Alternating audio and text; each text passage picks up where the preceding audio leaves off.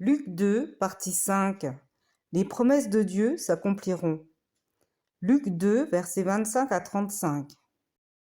Et voici, il y avait à Jérusalem un homme appelé Siméon. Cet homme était juste et pieux. Il attendait la consolation d'Israël et l'Esprit Saint était sur lui. Il avait été divinement averti par le Saint-Esprit qu'il ne mourrait point avant d'avoir vu le Christ du Seigneur.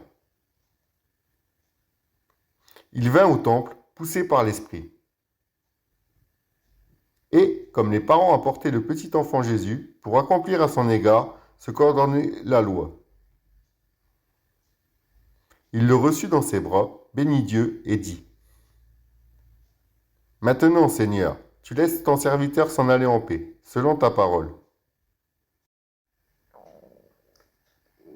Car mes yeux ont vu ton salut, salut que tu as préparé devant tous les peuples, lumière pour éclairer les nations, la gloire d'Israël, ton peuple. » Son père et sa mère étaient dans l'admiration des choses qu'on disait sur lui.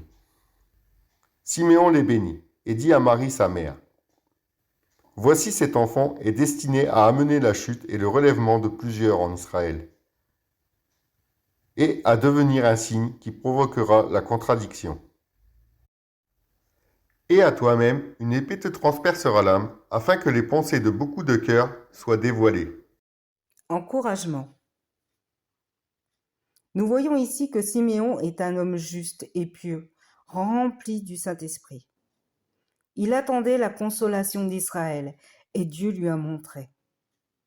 Je ne sais pas combien de temps a attendu Siméon pour voir et toucher Jésus, mais une chose est sûre, les promesses de Dieu s'accompliront toujours.